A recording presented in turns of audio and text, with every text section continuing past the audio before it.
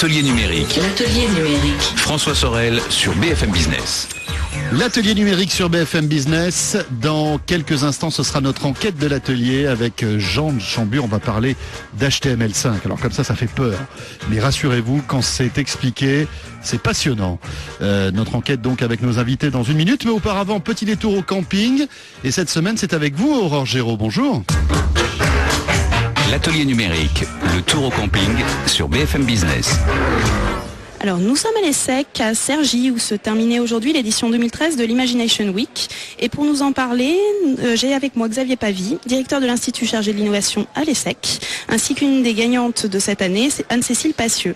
Donc tout d'abord, Xavier Pavie, pouvez-vous nous expliquer en quelques mots en quoi consiste l'Imagination Week ? L'Imagination Week est le rassemblement des 600 étudiants de première année de master à l'ESSEC. Et cette Imagination Week est destinée à adresser l'imagination, à confronter l'imagination auprès de cette population étudiante qui vient d'horizons différents. Ils peuvent venir à la fois de l'étranger, une population étrangère importante, à la fois de ce qu'on appelle les admis sur concours, c'est-à-dire les classes prépa, et les admis sur titre. Ces étudiants-là sont confrontés à trois grandes parties, trois grands axes. Le premier axe, c'est celui de la créativité, et sont confrontés à ce moment-là à des personnalités venues de mondes totalement différents, des disciplines différentes. On a un anthropologue, on a un physicien, un astrophysicien, et nous avons également un philosophe et un chimiste.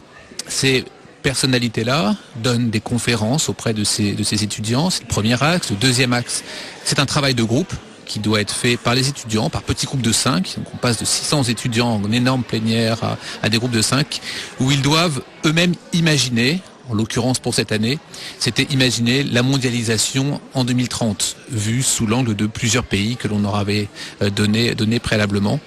Le dernier axe, c'est comment cette imagination-là prend sens également avec le monde économique. Très bien. En quoi cet événement représente-t-il un moyen d'innover ?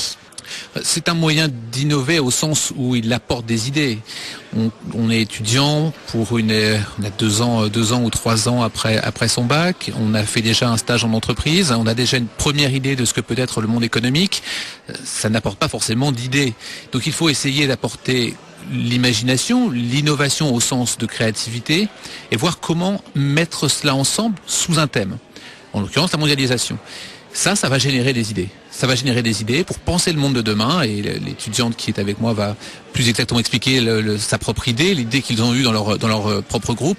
Mais ils vont se dire, comment moi, si je suis en Éthiopie en 2030, comment j'envisage le monde. Si je suis au Liban, si je suis aux États-Unis, si je suis au Japon, avec par exemple les problématiques du vieillissement, comment j'adresse ces questions-là d'ici 2030. Donc en cela, ça apporte des idées. Donc nous allons maintenant nous tourner vers Anne-Cécile Passieux, qui fait partie donc du groupe de réflexion gagnant de cette année. Est-ce que vous pouvez m'expliquer en quoi consiste votre projet ? Alors nous, en fait, comme pays, on a eu un pays à signer qui était le Japon. Donc on a commencé en fait à regarder quelles étaient les problématiques qui se posaient au Japon, et quelles étaient les problématiques qui pouvaient toujours poser problème en 2030. Il y en a une qui nous est apparue comme assez fondamentale, qui était la raréfaction des ressources, qui touche un produit spécialement au Japon, qui est le thon rouge. Donc du coup, on est parti de cette réflexion, et on a monté tout un projet à partir de la question comment continuer à avoir du thon rouge, puisque c'est un produit culturel, les Japonais ne peuvent pas vraiment s'en passer. Donc comment arriver à produire différemment du thon rouge ? On a éliminé pas mal d'idées traditionnelles, que ce soit l'élevage, etc., pour finalement se tourner vers une technologie qui en est à ses balbutiements, mais auquel on a décidé de vraiment croire, qui est la technique de l'impression 3D. Et donc en fait, au lieu de mettre de l'encre dans les cartouches, mettre des protéines, des lipides, etc., qui reconstitueraient un thon en 3D en fait.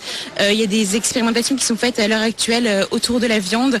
C'est une technique également qui a été utilisée dans la médecine pour créer des cellules, etc. Je pense que c'est quelque chose qui peut vraiment se développer à l'horizon 2030, et donc c'est pour ça qu'on a choisi de développer cette problématique. D'accord, très bien. Merci à tous les deux. Xavier Pavie, donc directeur de l'Institut chargé de l'innovation à l'ESSEC, et encore bravo à Anne-Cécile Passieux, qui fait partie des grands gagnants de l'Imagination Week 2013. Aurore, merci.